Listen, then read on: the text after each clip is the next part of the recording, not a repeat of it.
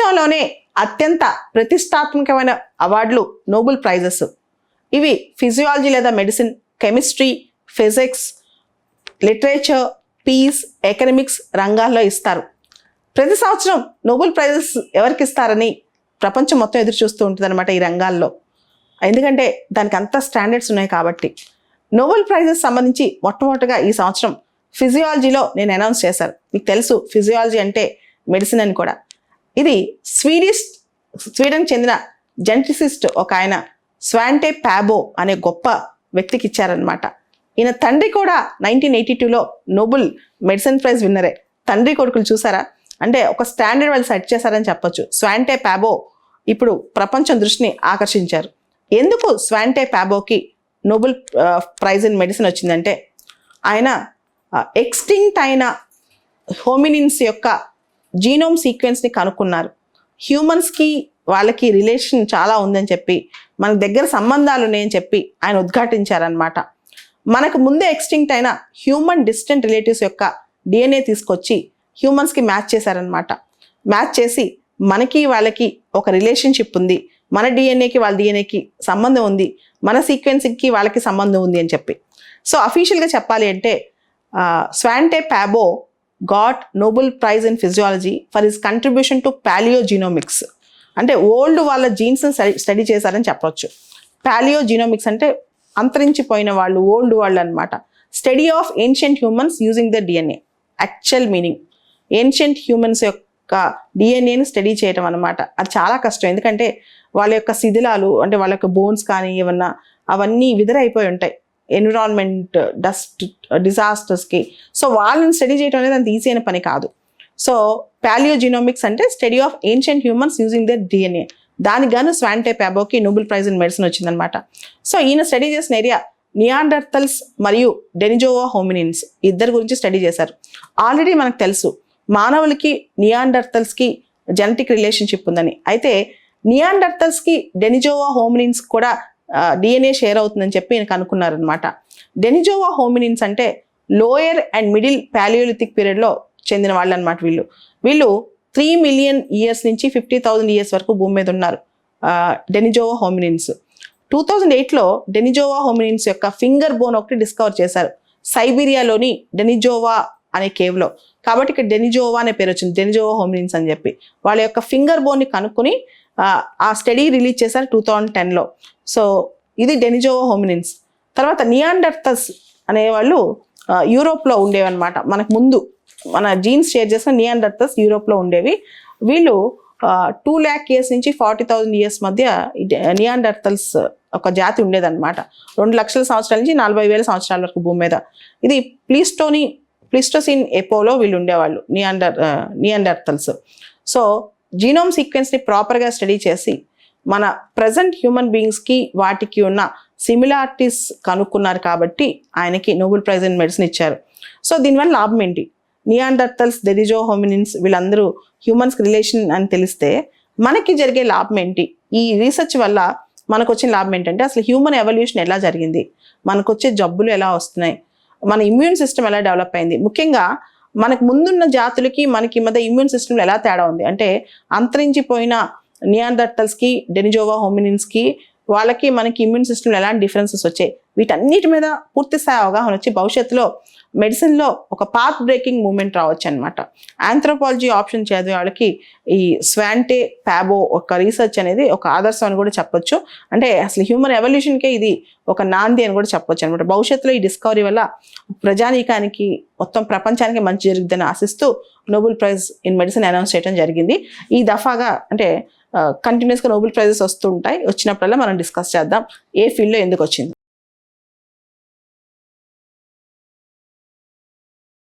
2022 సంవత్సరానికి కాను ఫిజిక్స్లో నోబెల్ ప్రైజెస్ అనౌన్స్ అయ్యాయి.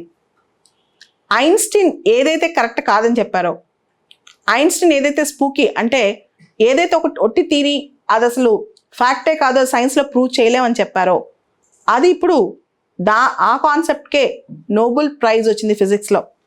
ఈ ప్రైజ్ ముగ్గురికి వచ్చింది. ఈ ముగ్గురు కూడా ఇండిపెండెంట్గా రీసెర్చ్ చేశారు, కలిసి కూడా రీసెర్చ్ చేయలేదు. John Clauser USA, Alain Aspect France, Anton Zeilinger Austria. ఈ ముగ్గురికి కలిపి నోబెల్ ప్రైజ్ వచ్చింది ఫిజిక్స్లో.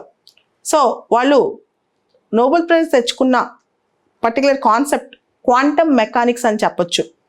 So it's a ground breaking experiment అంట. ఓవరాల్గా దీని గురించి నోబెల్ కమిటీ ఏం చెప్పిందంటే, entangled photons establishing the violation of Bell inequalities. ఓవరాల్గా దీని గురించి నోబెల్ కమిటీ ప్రైజ్ అనౌన్స్ చేస్తే ఏం చెప్పిందంటే, వీళ్ళు ముగ్గురు ఎంటాంగిల్డ్ ఫోటాన్స్ మీద చేసిన రీసెర్చ్, అంటే entangled photons establishing the violation of Bell inequalities and pioneering quantum information science గాను నోబెల్ ప్రైజ్ ఫర్ ఫిజిక్స్. సింపుల్గా చెప్పాలంటే క్వాంటమ్ మెకానిక్స్ అనమాట. అయితే నోబెల్ కమిటీ ఇచ్చిన స్టేట్మెంట్లో కొన్ని పదాలు ఉన్నాయి. ఫస్ట్ వాటి మీనింగ్ మనం తెలుసుకోవాలి. ఎంటాంగిల్డ్ ఫోటాన్స్, రెండోది బెల్ ఇన్ఈక్వాలిటీస్, మూడోది క్వాంటమ్ ఇన్ఫర్మేషన్ సైన్స్. ఈ మూడింటి గురించి మనకు అర్థం తెలిస్తే అసలు వీళ్ళు చేసిన అచీవ్మెంట్స్ ఏంటో తెలుస్తాయి. దాంతోపాటు ఈ ముగ్గురు ఫేమస్ పర్సన్స్ అంటే క్లాజర్ కావచ్చు, ఆస్పెక్ట్ కావచ్చు, జెలింగర్ కావచ్చు, ఇండిపెండెంట్గా వాళ్ళు చేసిన రీసెర్చ్ ఏంటో కూడా ఒకసారి మనం చూద్దాం. క్వాంటమ్ మెకానిక్స్కి క్లాసికల్ ఫిజిక్స్కి డిఫరెన్స్ ఏంటి? బేసిక్గా క్లాసికల్ ఫిజిక్స్లో రెండు ఆబ్జెక్ట్స్ ఒక నోన్ ఫోర్స్ వల్ల ఇన్ఫ్లుయెన్స్ అయినప్పుడు వాటి జోన్ ఆఫ్ ఇన్ఫ్లుయెన్స్లో నుంచి బయటికి తీసేశాక ఆ ఆబ్జెక్ట్స్ మళ్ళీ వాటి ఇండిపెండెంట్ స్టేట్స్కి రివర్ట్ అయిపోతాయి. అంటే they will go back to their original behaviour. But quantum మెకానిక్స్లో అంటే మైక్రోస్కోపిక్ అండ్ సబటామిక్ లెవెల్ ఏమన్నా రెండు పార్టికల్స్ని ఒకదాని ఇన్ఫ్లుయెన్స్ని ఇంకొక దానిపైన పెట్టినప్పుడు వాటి ఇన్ఫ్లుయెన్స్ నుంచి బయటికి తీసేసాక కూడా ఆ ఇన్ఫ్లుయెన్స్ అనేది ఇన్హరెంట్గా ఉండిపోతుంది. సో ఈ సింపుల్ కాన్సెప్ట్ని క్వాంటమ్ ఎంటాంగిల్మెంట్ అంటారు. సో ఈ క్వాంటమ్ ఎంటాంగిల్మెంట్ జరిగినప్పుడు ఏమవుతుందంటే, ఒక పార్టికల్కి ఏదన్నా మనం చేంజెస్ తీసుకొస్తే అట్ ద సైమల్టేనియస్ పాయింట్, అంటే at that point of time, particular time, అదే దానికి కోరిలేటెడ్గా అంటే దాని ఇన్ఫ్లుయెన్స్ ఉన్న డిఫరెంట్ పార్టికల్ పైన ఇమీడియట్గా చేంజెస్ చూపిస్తుంది. సో ఇదే సింపుల్గా క్వాంటమ్ ఎంటాంగిల్మెంట్ అంటే. సో ఈ క్వాంటమ్ ఎంటాంగిల్మెంట్ అనే కాన్సెప్ట్ మీద ఎక్స్పెరిమెంట్స్ చేసి ఈ థియరీని డెవలప్ చేసినందుకు గాను ఈ ముగ్గురు శాస్త్రవేత్తలకి నోబెల్ ప్రైజ్ ఇన్ ఫిజిక్స్ ఇవ్వడం జరిగింది. ఒక స్టేట్ గురించి ఇన్ఫర్మేషన్ పాస్ చేయాలంటే ఒక ప్లేస్ నుంచి ఇంకొక ప్లేస్కి. సో క్లాసికల్ ఫిజిక్స్లో దాని position as well as at that particular time దాని వెలాసిటీ ఏంటి అనేది, అంటే దాని పర్టికులర్ స్టేట్ ఏంటి అని మనం క్లియర్ కట్గా డిఫైన్ చేయగలం. కానీ క్యూబిట్స్లో ఎలా ఉంటుందంటే there is super position of states. అంటే డిఫరెంట్ ఫోటాన్స్ అనేవి దే హ్యావ్ ప్రాబబిలిస్టిక్ డైమెన్షన్స్ అనమాట. అంటే with a certain probability it can exist in one state, with a different probability it can exist in other state. అంటే సైమల్టేనియస్గా two different స్టేట్స్లో ఉండే probability ఉంది. మనం దాన్ని పర్టికులర్గా డిఫైన్ చేయలేము. కాబట్టి ఈ క్యూబిట్ అనే స్టేట్ని ఎలా మనం ట్రాన్స్ఫర్ చేయగలం అనే కాన్సెప్టే ఈ క్వాంటమ్ టెలిపోర్టేషన్. సో ఈ క్వాంటమ్ టెలిపోర్టేషన్లో రెండు classical bits and one entangled qubit pair, వీటిని యూజ్ చేసి మనం ఒక క్యూబిట్ స్టేట్ గురించి డేటా ఒక ప్లేస్ నుంచి ఇంకొక ప్లేస్కి ట్రాన్స్ఫర్ చేయగలం. సో దీన్నే క్వాంటమ్ టెలిపోర్టేషన్ ఫినామినన్ అని అంటారు.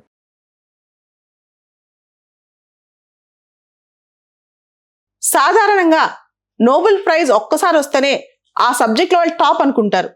అంటే మెడిసిన్లోనో, కెమిస్ట్రీలోనో, ఫిజిక్స్లోనో నోబెల్ ప్రైజ్ ఒకసారి వస్తే ఇంకా వాళ్ళకి ప్రపంచం మొత్తం హారతి పట్టుద్ది. అలాంటిది కెమిస్ట్రీలో 2 సార్లు నోబెల్ ప్రైజెస్ ఆ వచ్చిన వ్యక్తే ఇప్పుడు మన దగ్గర ఉన్నారు. ఈసారి నోబెల్ ప్రైజ్ వచ్చిన వ్యక్తి. ఇక్కడ 2 అంశాలు మనం గమనించాలి. ప్రపంచవ్యాప్తంగా 2సారి నోబెల్ ప్రైజ్ గ్రహీతలు 4 ఉన్నారు ఇంత ముందు వరకు. ఈ రోజుతో అది 5 అయ్యారు. కెమిస్ట్రీలో 2సారి నోబెల్ ప్రైజ్ 2వ వ్యక్తికి రిపీట్ అయిందనమాట. సో ముందుగా అసలు నోబెల్ ప్రైజెస్ 2 సార్లు అందుకున్న వాళ్ళ ఘనత చూద్దాం. మేరీ క్యూరీ, మీకు తెలుసు ఆవిడ పేరు వినని పిల్లలు అంటూ ఉండరు అనమాట. తర్వాత నోబెల్ ప్రైజ్ సింగిల్గా 2 సార్లు అందుకున్న వ్యక్తి లీనస్ పాలింగ్, ఈయన కూడా చాలా గొప్ప వ్యక్తి. తర్వాత జాన్ బర్డీన్, తర్వాత ఫ్రెడరిక్ శాంగర్. వీళ్ళు కాకుండా నిన్న నోబెల్ ప్రైజ్ ఇన్ కెమిస్ట్రీ 2సారి అందుకోబోతున్న వ్యక్తిని అనౌన్స్ చేశారు, కార్ల్ బరీ షార్ప్లెస్ అనమాట. ఈయన second person in the history to win the Nobel prize in chemistry twice. కెమిస్ట్రీలో నోబెల్ ప్రైజ్ 2సారి అందుకోబోయే వ్యక్తి అనమాట. సో ఈయనతో పాటు ఇంకా ఇద్దరికి కెమిస్ట్రీ నోబెల్ ప్రైజ్ వచ్చే 3 కలిపి వచ్చిందనమాట. ఒకళ్ళు కార్ల్ బారీ షార్ప్లెస్ అయితే రెండో వ్యక్తి క్యారోలిన్ బెర్టోజీ. ఈవిడ క్యారోలిన్ బెర్టోజీ, ఈవిడ కూడా చాలా గొప్ప వ్యక్తి. మూడో వ్యక్తి మార్టన్ మెల్డల్. ఈ ముగ్గురికి కలిపి Nobel prize in chemistry announce చేశారు. Carl Barry Sharpless American chemist అనమాట. ఈయన స్క్రిప్స్ రీసెర్చ్ లో ఇన్వాల్వ్ అయి ఉన్నారు. 2001లో ఈయనకి ఆల్రెడీ నోబెల్ ప్రైజ్ వచ్చింది కెమిస్ట్రీలో. అంటే 2 decades లో రెండోసారి నోబెల్ ప్రైజ్ వచ్చింది అనమాట ఈయన కెమిస్ట్రీలో. 2001లో కార్ల్ బెరీ షార్ప్లెస్ కి చిరలీ క్యాటలైజ్డ్ ఆక్సిడేషన్ రియాక్షన్స్ కి నోబెల్ ప్రైజ్ వచ్చింది. క్యాటలైజ్డ్ ఆక్సిడేషన్ రియాక్షన్స్ కి. సో ఇప్పుడు నోబెల్ ప్రైజ్ వచ్చిన సబ్జెక్ట్ ఈ ముగ్గురికి కలిపి they have developed click chemistry and bio orthogonal chemistry.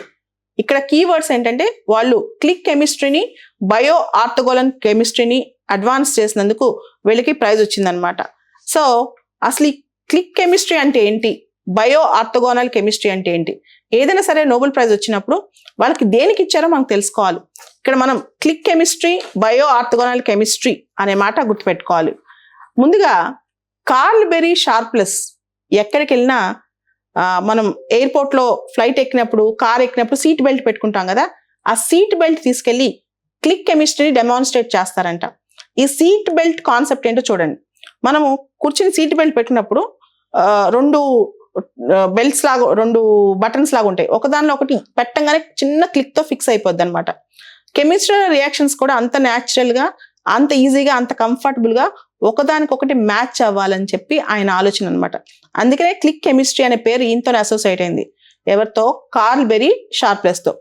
అసలు నేచర్ లో ఏ రియాక్షన్స్ అయినా అవి చాలా ఎఫిషియెంట్ గా, చాలా నీట్ గా అవుతాయి.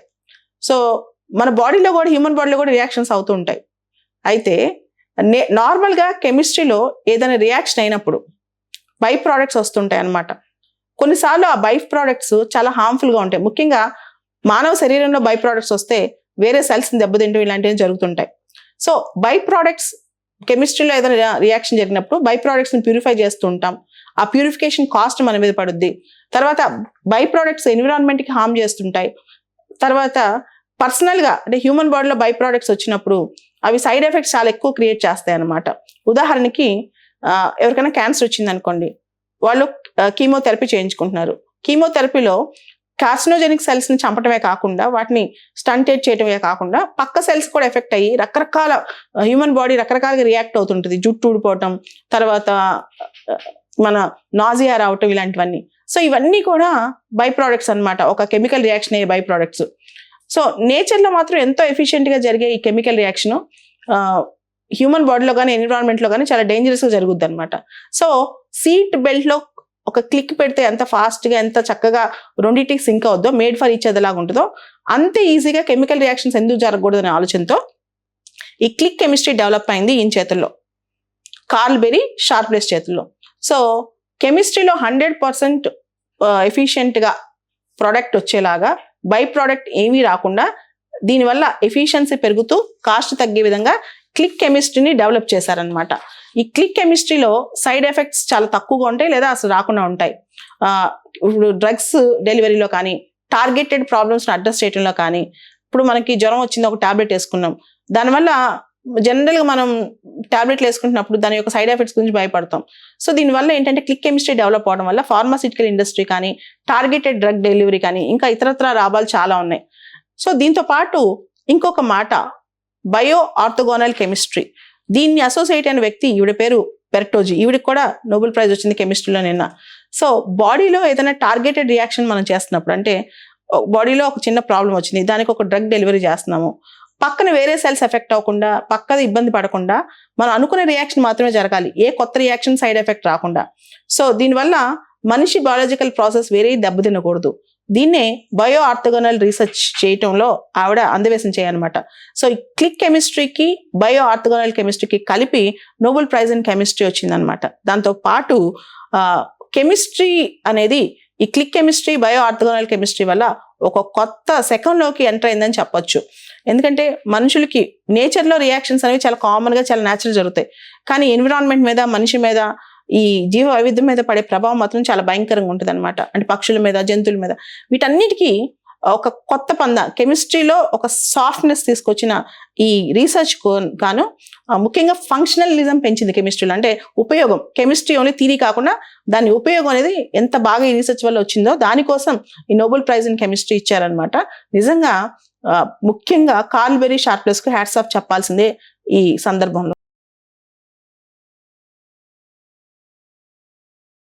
నోబెల్ పీస్ ప్రైజ్ 2022 అనౌన్స్ అయింది. నార్వీజియన్ నోబెల్ కమిటీ ఈ ప్రైజ్ను అనౌన్స్ చేసింది. దీన్ని ముగ్గురికి షేర్ చేశారు. ఒకళ్ళు ఇండివిజువల్ అయితే 2 ఆర్గనైజేషన్స్. ఆ ఇండివిజువల్ బెలారస్కి చెందిన వ్యక్తి అలెస్ బియాలియాత్స్కీ అనే వ్యక్తి అనమాట. ఈ 2 ఆర్గనైజేషన్స్, ఒకటి Russian human rights organisation Memorial, రెండోది Ukraine human rights organization Center for Civil liberties.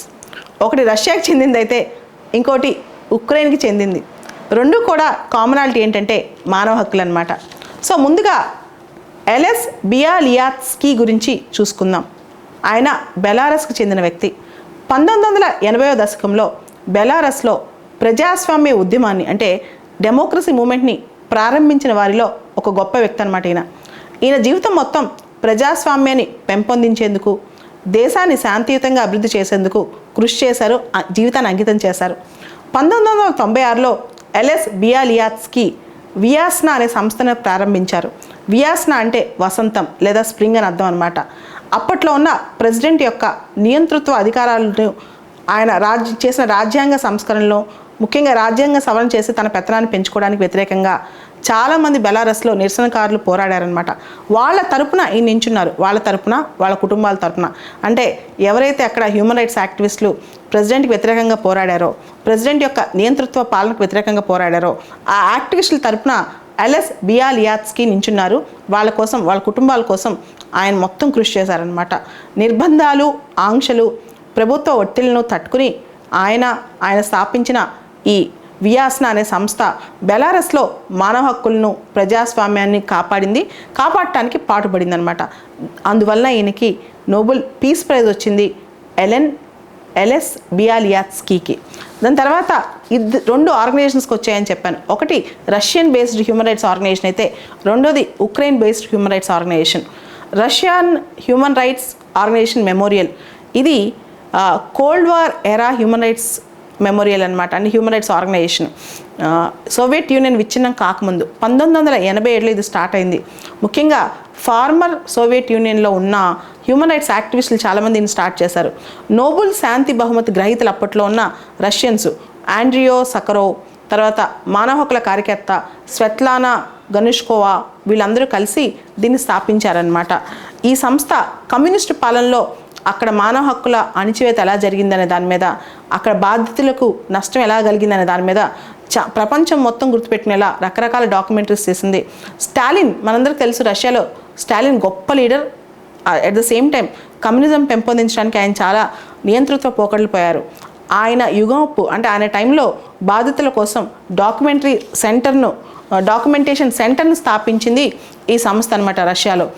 Soviet union పతనం తర్వాత రష్యాలో అతిపెద్ద మానవ హక్కుల సంస్థగా ఈ Russian human rights organisation memorial అంటే దాని పేరు అంత పెరిగిందనమాట. అతిపెద్ద మానవ హక్కుల హ్యూమన్ రైట్స్ సంబంధించిన సంస్థగా రష్యా డిటెన్షన్ సెంటర్లో గల రాజకీయ ఖైదీల వివరాలను సేకరించి క్రోడీకరించింది. ఎవరైతే రాజకీయ ఖైదీలు పొలిటికల్గా తప్పులు చేసిన వాళ్ళని అప్పట్లో కమ్యూనిస్ట్ ఉన్నప్పుడు వాళ్ళందరినీ అరెస్ట్ చేసి డిటైన్ చేశారనమాట. వాళ్ళకి సంబంధించిన డీటెయిల్స్ మొత్తం క్రోడీకరించింది. తర్వాత చెచెన్యా యుద్ధ సమయంలో పౌరులపై సైన్యం చేసిన ఆకృత్యాలు, నేరాలను ఈ సంస్థ బాహాటంగానే ప్రపంచం ముందుకు తీసుకొచ్చింది. మిలిటరీ పాలనను వ్యతిరేకిస్తూ మానవ హక్కులను కాపాడటంలో ఈ సంస్థ బాగా నిలిచిందనమాట. అందుకనే రష్యాకు చెందిన ఈ human rights Memorial, Russia human rights organization మెమోరియల్కి నోబెల్ పీస్ ప్రైజ్ ఈ సంవత్సరం వచ్చింది. సో ఈ ఆర్గనైజేషన్తో పాటు ఉక్రెయిన్ చెందిన సెంటర్ ఫర్ సివిల్ లిబర్టీస్ అనే ఆర్గనైజేషన్ కూడా నోబెల్ ప్రైజ్ షేర్ చేసుకుంది. ఇది కీవ్లో, ఉక్రెయిన్ క్యాపిటల్ కీవ్లో 2007వ సంవత్సరంలో స్థాపించబడింది. ఉక్రెయిన్లో పౌర సమాజాన్ని చైతన్యపరిచి ప్రభుత్వంపై ఒత్తిళ్లు తేవడం ద్వారా దేశాన్ని పూర్తి స్థాయి ప్రజాస్వామ్య దేశంగా మార్చాలనే ఉద్దేశంతో ఈ సెంటర్ ఫర్ సివిల్ లిబర్టీస్ ఉక్రెయిన్లో స్థాపించబడింది. 2002 సంవత్సరం మనకు తెలుసు రష్యా ఉక్రెయిన్పై యుద్ధం ప్రకటించింది, దురాక్రమణ చేసింది. 2022లో రష్యా దురాక్రమణ తర్వాత ఈ సంస్థ ఉక్రెయిన్ పౌరులపై రష్యా దళాల ఆకృత్యాలను వెలుగులోకి తీసుకొచ్చేందుకు ప్రపంచం మొత్తం వినేలా చేసేందుకు కృషి చేసిందనమాట. ఇతర అంతర్జాతీయ సంస్థల సహకారంతో ఈ సెంటర్ ఫర్ సివిల్ లిబర్టీస్ అనే సంస్థ ఉక్రెయిన్లో నేరస్తులను బాధ్యులను చేసి శిక్ష అనుభవించేలా చేసడానికి తోడ్పడుతుంది. పూర్తి స్థాయిలో నేరస్తులను శిక్ష అనుభవించలేదు కానీ తోడ్పడుతుంది. మొత్తం మీద చెప్పాలంటే ఈ సంవత్సరం నోబెల్ పీస్ ప్రైజ్ అనేది ఒక ఇండివిజువల్కు 2 ఆర్గనైజేషన్స్కి వచ్చింది. ఇండివిజువల్ ఎల్ఎస్ బియాలియాత్స్కీ అయితే ఆయన బెలారస్కి చెందినవాడైతే, 2 organisations Russian human rights organisation memorial, 2 Ukraine. బాగా గుర్తుపెట్టుకునేది ఏంటంటే యుద్ధం చేసిన దేశం, యుద్ధంలో దురాక్రమణకు గురైన దేశం 2 కూడా ఈ నోబెల్ పీస్ ప్రైజ్లో అక్కడున్న హ్యూమన్ రైట్స్ ఆర్గనైజేషన్స్ అంటే మానవ హక్కులు గొప్ప, యుద్ధాలు గొప్ప కాదని చెప్పి నార్వీజియన్ నోబెల్ కమిటీ చెప్పకనే చెప్తోంది.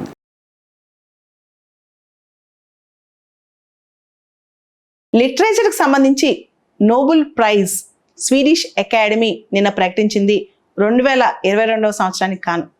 ఫ్రెంచ్ ఆథర్ యానీ ఎర్నాక్స్కు ఈ అవార్డు లభించింది. ఆవిడ ఎంత అద్భుతమైన రచనలు చేసేవాళ్ళంటే స్వీడిష్ అకాడమీ మాటల్లో తన స్వీయ జీవితానుభవాలను అంటే తన సొంత ఎక్స్పీరియన్సెస్ను గతానికి చెందిన సంఘటనలు అంటే తన లైఫ్లో జరిగిన సంఘటనలు, తన మూలాలను అంటే తన రూట్స్ను, వైరుధ్యాలను, తన జీవితంలో జరిగే వైరుధ్యాలను, సామూహిక పరిమితులను ధైర్యంగా సూక్ష్మ పరిశీలన ద్వారా తన రచనల ద్వారా బహిర్గతం చేసిందంట.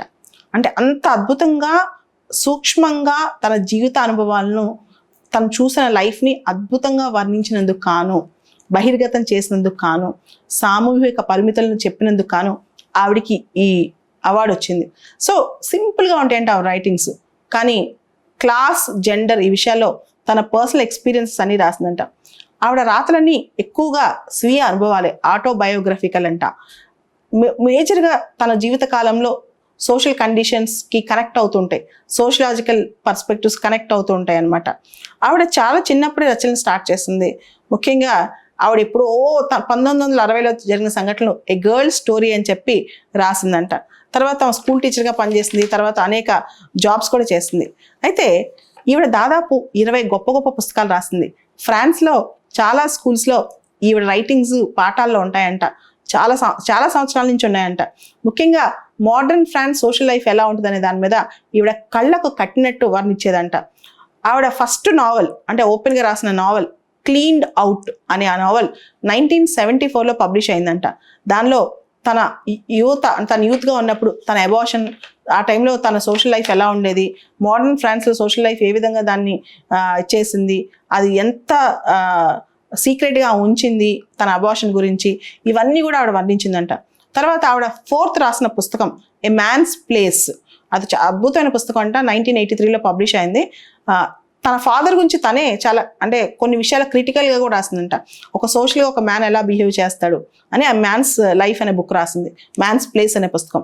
తర్వాత యానే ఫ్రాన్స్ ద ఇయర్స్ అనే పుస్తకం మ్యాన్ బుకర్ ప్రైజ్కి నామినేట్ అయిందంట, ఇంటర్నేషనల్ మ్యాన్ బుకర్ ప్రైజ్కి 2019లో. తర్వాత ఆవిడ రాసే పుస్తకాలన్నింటినీ ఆటో ఫిక్షన్ అంటారు. ఆటో ఫిక్షన్ అంటే స్వీయ అనుభవాలను ఒక ఫిక్టీషియస్ క్యారెక్టర్లో తీసుకొచ్చి రాయటం అనమాట.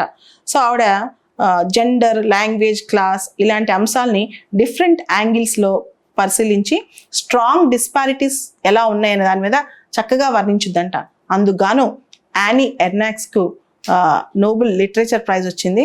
నిజంగా ఒరిజినల్ రైటింగ్స్కి ఇంత అద్భుతమైన రచయితలకి నోబెల్ లిటరేచర్ ప్రైజ్ రావడం అనేది ఒక ఆదర్శప్రాయం. ముందు కూడా ఇలానే కంటిన్యూ అవుద్దని ఆశిద్దాం. తన జీవితంలో జెండర్ ఆధారంగా, క్లాస్ ఆధారంగా ఏ రకంగా వివక్ష తను ఫేస్ చేసింది, అదేవిధంగా సొసైటీలో వివక్ష అనేది ఎలా ఉంటుంది అనే దాని మీద తన స్వీయ రచనల ద్వారా అందరికీ అద్భుతంగా కళ్ళకు కట్టినట్టు వర్ణించిన ఈ రచయిత్రికి నోబెల్ లిటరేచర్ ప్రైజ్ రావటం ఎంతైనా గొప్ప విషయం.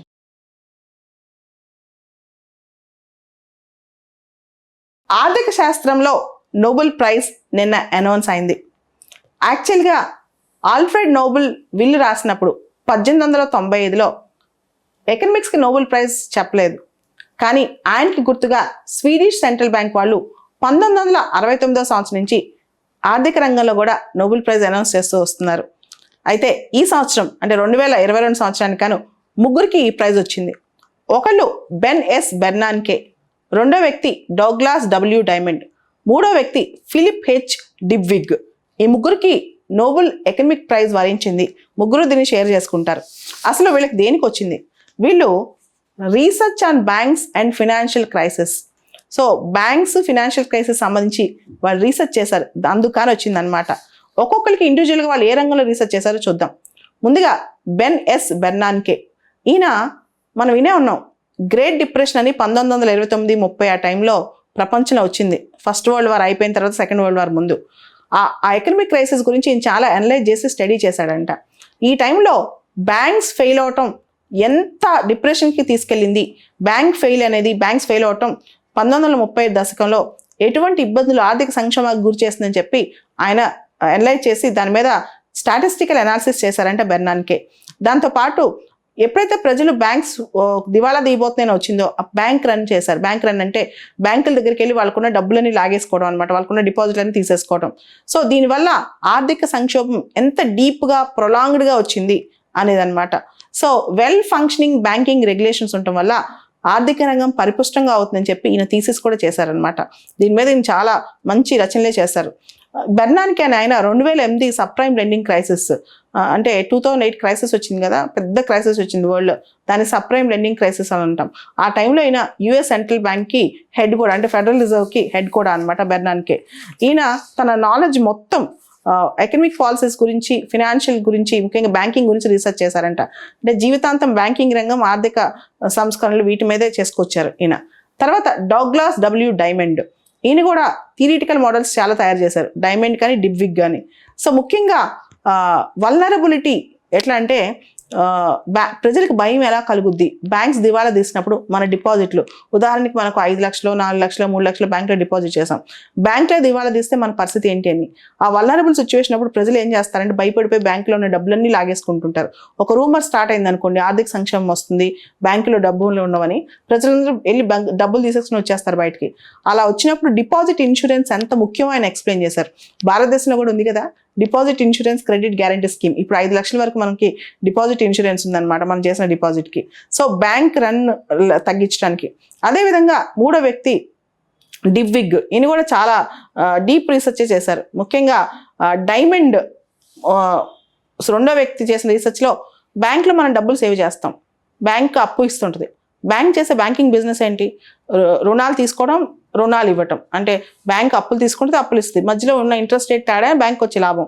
అయితే ఎవరైతే బ్యాంక్లో డబ్బులు సేవ్ చేస్తారో వాళ్ళ డబ్బులు చక్కటి ఇన్వెస్ట్మెంట్స్కి వెళ్ళాలి, అదేవిధంగా వాళ్ళ డబ్బులు చక్కటి బారోవర్స్కి వెళ్ళాలి, క్రెడిట్ వర్తినెస్ ఉన్న బారోవర్స్కి వెళ్ళాలి. దీని మీద రీసెర్చ్ అనమాట. సో వీళ్ళందరూ కూడా ఇట్లాంటి రీసెర్చ్ చేసినందుకు గాను ఆర్థిక రంగంలో వీళ్ళకి నోబెల్ ఎకనమిక్ ప్రైజ్ వచ్చింది. భవిష్యత్తులో కూడా ఇటువంటి ప్రైజెస్ మంచివి ఇండియన్స్ కూడా వరించాలని కోరుకుందాం. మీకు తెలిసే ఉంటుంది అమాత్య సేన్ ఎకనమిక్స్లో ఆయన వచ్చారు. అంతకుముందు ఇండియో అమెరికన్ అభిజిత్ బెనర్జీకి వచ్చింది. ఇట్లా కొంతమంది ఇండియన్స్ కూడా ఇన్వాల్వ్ అయి ఉన్నారు. సో అంటే మనం ఇంకా ముందు కూడా మంచి ప్రైజెస్, నోబెల్ ప్రైజెస్ ఇండియన్స్ కూడా వరించేలా మనం వర్క్ చేయొచ్చు రీసెర్చ్లో.